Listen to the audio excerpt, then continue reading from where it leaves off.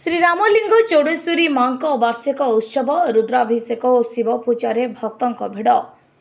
ब्रह्मपुर मार्थापेटा सही स्थित श्री सिद्धेश्वर स्वामी कल्याण मंडप ठारे श्री रामलिंग चौड़ेश्वरी मां देवस्थान 46तम वार्षिक उत्सव और 108 कलश अभिषेक अनुष्ठित हो जाइए। यह अवसर में प्रथम दिवस में आयोजित कलश यात्रा आखपाख अंचल बहु भक्त योगदान करते। सेहीपरि 24 तारिख में निज रूप दर्शन देवी होम, 25 तारिख में सामूहिक कुंकुम पूजा आरती कार्यक्रम अनुष्ठित होता। शनिवार मां निकटरे रुद्राभिषेक, शिव पूजा और प्रसाद सेवन कार्यक्रम आयोजित होता बेले रविवार सकाल 10टार मां नगर परिक्रमा सह उद्यापनी हेबार कार्यक्रम रही। श्री सिद्धेश्वर स्वामी कल्याण मंडप सभापति टी गोपी प्रत्यक्ष तत्वावधान में अनुष्ठित कार्यक्रम में सांसद डॉक्टर प्रदीप कुमार पाणिग्राही, ब्रह्मपुर विधायक अनिल कुमार, छत्रपुर विधायक कृष्णचंद्र नायक, जिला बीजेपी सभापति सरोज सावत, शरद चंद्र पट्टनायक, बनमाली सेठी, कामना पाढ़ी, शिवशंकर साहाणी प्रमुखों समेत बहु मान्यगण्य व्यक्तिविशेष जोगदी मां दर्शन करने सह पूजार्चना करथिले। सेहीपरि mayor Sanghamitra Dalai, deputy mayor E Vivek Reddy, urban bank सभापति आर मुरली मोहन समेत बहु कॉर्पोरेटर अनुरूप उपस्थित रहिथिले। कार्यक्रम परिचालना रे कॉर्पोरेटर टी किशोर, जे देवदास, के जगन्नाथ, ए शेखर, ए नंदराजू, एन गीता, एन पद्मजा, ए भी रामाराव समेत समस्त कमिटीर कर्मकर्ता सह योगदान करथिबा देखिबाकु मिलिछि। टी गोपी आमे देवांगा जाति कुल जो बुनाकार ब्रह्मपुर पाट बुनाकार जाति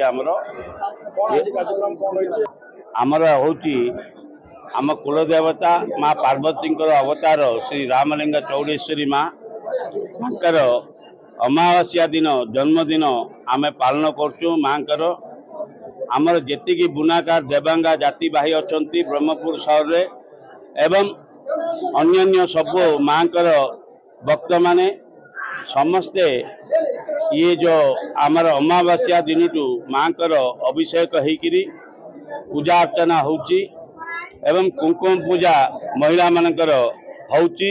ता संगरे आमर शिव भक्त माने आमे आमर आराध्य देवता होउचंती स्वयं शिव। आमे लिंग पूजा करचु।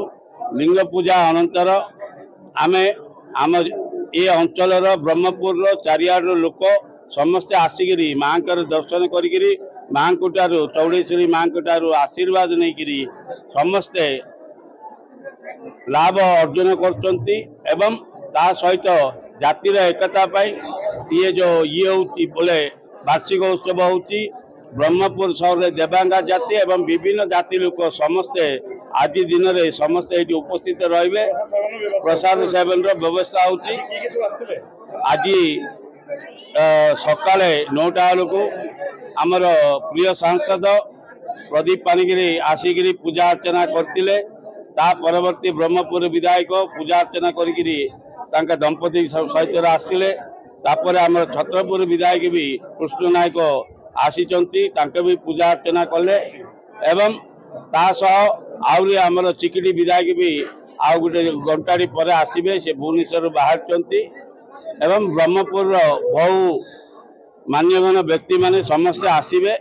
आमर 4टा पर्यंत प्रसाद सेवन हम से समय भितर समस्ते आसिक माँ दर्शन करी माँ कृपा अर्जन करेंगे। ब्रह्मपुर गोपाल कृष्ण रेड्डी रिपोर्ट, गंजाम समाचार।